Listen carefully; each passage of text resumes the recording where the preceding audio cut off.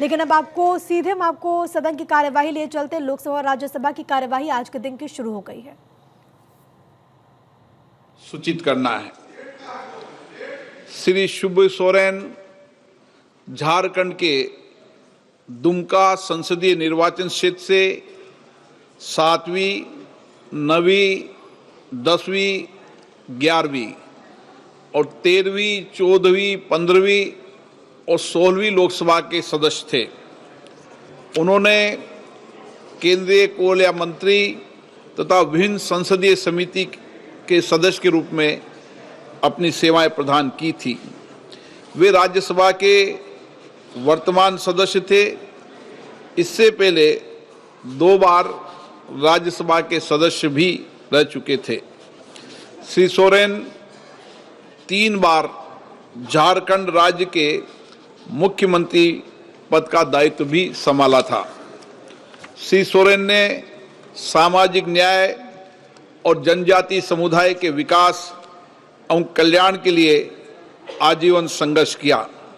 झारखंड राज्य के गठन में उनकी उल्लेखनीय भूमिका हमेशा याद किया जाएगा।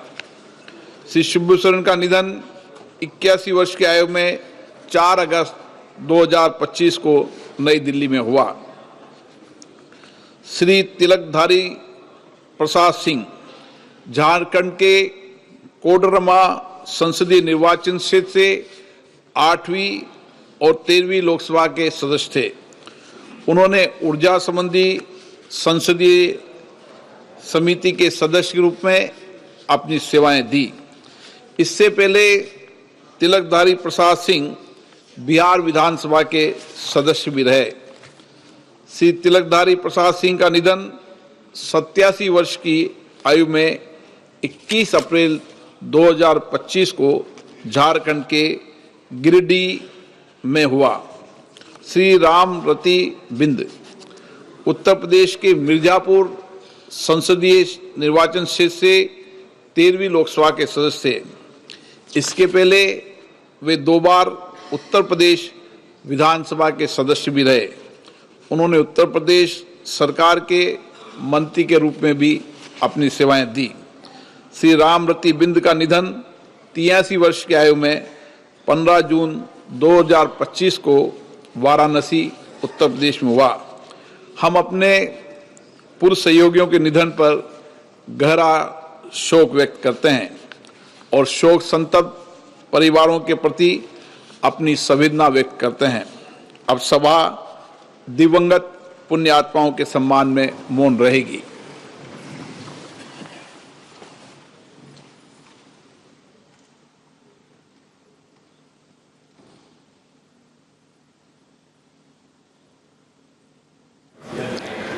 Sir, I write to lay a copy of each of the 6 reports, Hindi and English versions of Standing Committee on Finance mentioned against my name in today's list of business.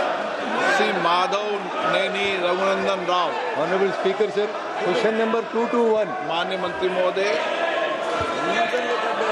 माननीय अध्यक्ष महोदय, एक विवरण सभा पटल पर रख दिया गया है। माननीय सदस्य। Honorable Speaker, sir, will the Minister of Agriculture and Farmers Welfare may be pleased to state the details of the schemes providing subsidies and other benefits available to the farmer, the instances of suicides by the farmers of the country and the steps taken to address the issue, the details of the direct benefit scheme made to the farmers include the Kisan Samman Nidhi, the details of the measures taken for welfare of the farmers, more particularly in the state of Telangana.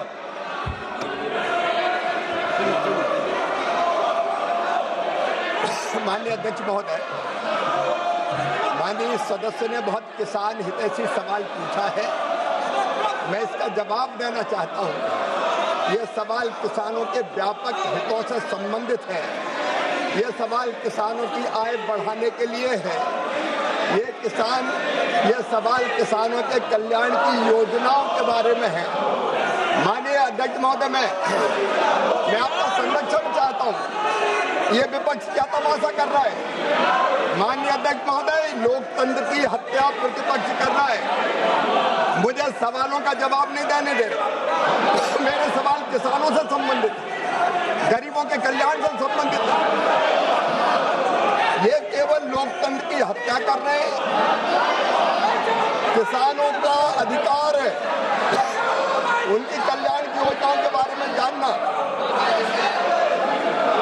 ये उससे रोकने का प्रयास कर रहे हैं। माननीय अध्यक्ष महोदय, मैं जवाब देना चाहता हूं। आप जवाब दो। हल्ला गुल्ले में माननीय अध्यक्ष महोदय, जवाब दो आप दो। माननीय अध्यक्ष महोदय, आज मैं दावे के साथ ये कहना चाहता हूं कि प्रधानमंत्री नरेंद्र मोदी जी के नेतृत्व में पिछले 10 सालों में 11 सालों में किसानों की आय दुगनी करने के लिए अनेकों कदम उठाए गए। उत्पादन बढ़ाना, उत्पादन की लागत घटाना, उत्पादन के ठीक दाम देना, लाभकारी मूल्य देना, नुकसान हो जाए तो भरपाई करना, कृषि का विविधीकरण और प्राकृतिक खेती जैसे अनेक उपाय किए और उन उपायों के परिणाम स्वरूप माननीय अध्यक्ष महोदय किसानों की आय बढ़ी है और लाखों किसानों की आय दुगनी से ज्यादा हुई है। माननीय अध्यक्ष महोदय, मैं आपके सामने निवेदन करना चाहता हूँ। पीएम किसान सम्मान निधि, प्रधानमंत्री फसल बीमा योजना, उर्वरक सब्सिडी, MIS, इन योजनाओं के अंतर्गत ही विपक्ष सुन ले, प्रधानमंत्री किसान सम्मान निधि के अंतर्गत लगभग 4 लाख करोड़ रुपया किसानों के खाते में सीधे डाले गए। माननीय अध्यक्ष महोदय, लोकसभा और राज्यसभा की आप कार्यवाही देख रहे थे। अभी वहां पर काफी ज्यादा हंगामा हो रहा है, प्रश्नकाल चल रहा है। केंद्रीय कृषि मंत्री शिवराज सिंह चौहान जवाब दे रहे थे।